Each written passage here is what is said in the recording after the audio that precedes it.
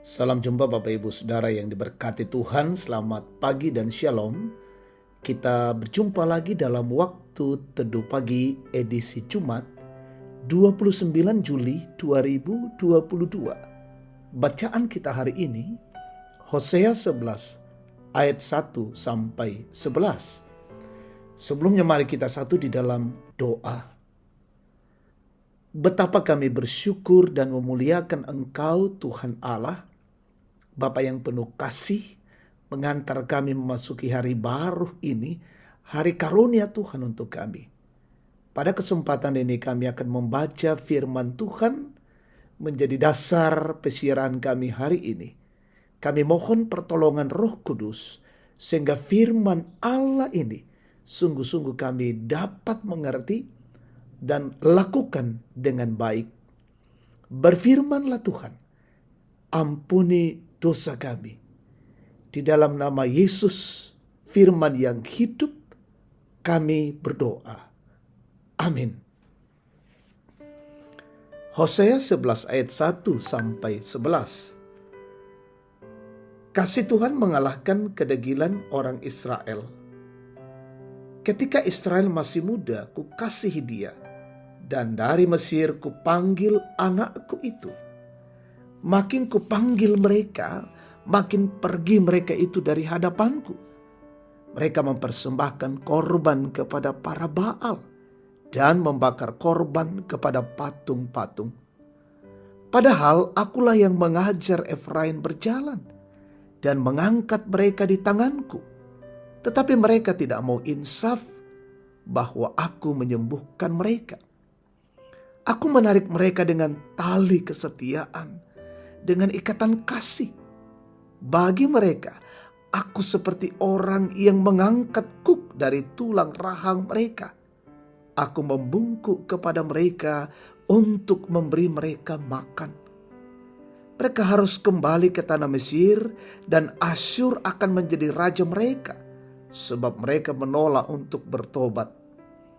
Pedang akan mengamuk di kota-kota mereka, akan memusnahkan palang-palang pintu mereka, dan akan memakan mereka di benteng-benteng mereka.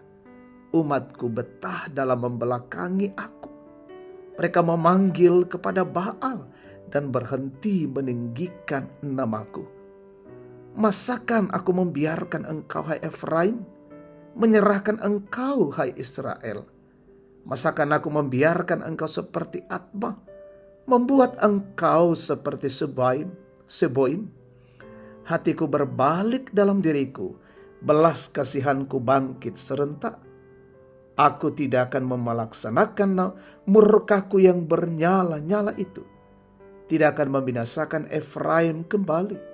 Sebab aku ini Allah dan bukan manusia, yang kudus di tengah-tengahmu, dan aku tidak datang untuk menghanguskan.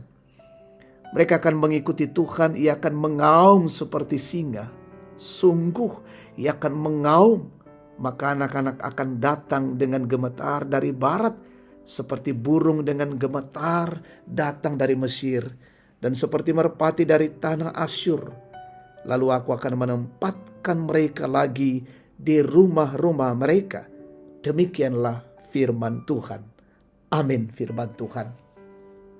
Tema kita hari ini, sebab aku ini Allah dan bukan manusia.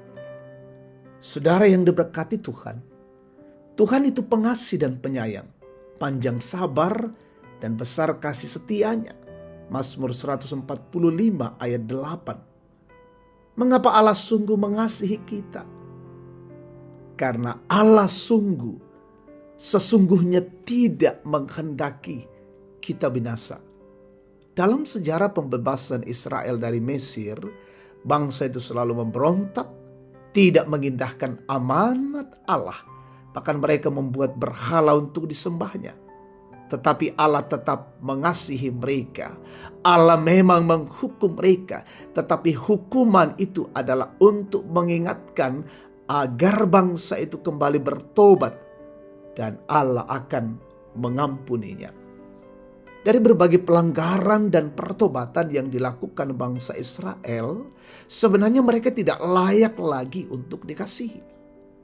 Tidakkah seharusnya Tuhan murka dan meninggalkan bangsa itu karena mereka seringkali diingatkan tentang pelanggaran mereka, namun selalu saja mengulanginya? Ternyata Tuhan tidak merancang hukuman bagi umatnya. Dalam bacaan kita dikatakan, aku tidak akan melaksanakan murkaku yang bernyala-nyala itu. Tidak akan membinasakan Efraim kembali, sebab aku ini Allah dan bukan manusia, yang kudus di tengah-tengahmu, dan aku tidak datang untuk menghanguskan. Saudara yang diberkati Tuhan, kasih Allah adalah kasih yang tak terbatas.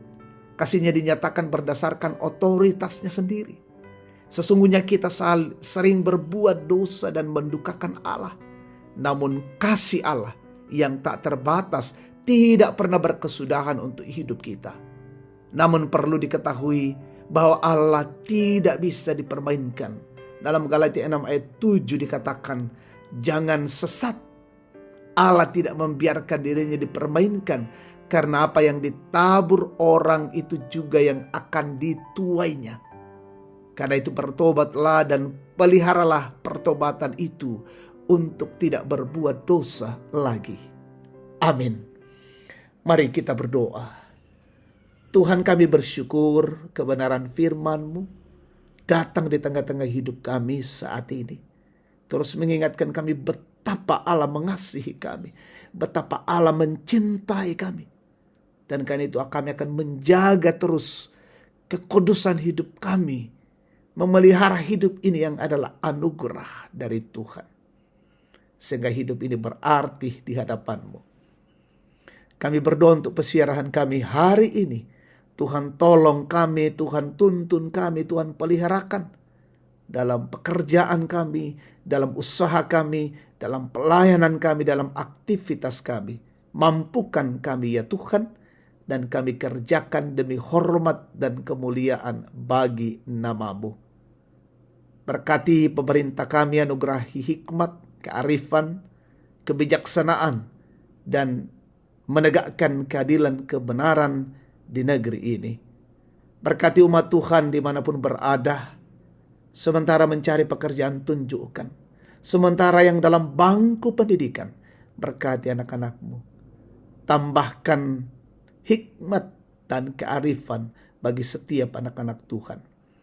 Sembuhkan yang sakit, hiburkan yang berduka, sempurnakan sukacita yang berulang tahun, dan menikmati sukacita keberhasilan.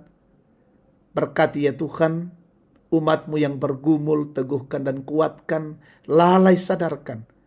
Dan orang-orang tua kami dalam masa tua, berkati dan mereka tetap sehat, menikmati usia indah mereka.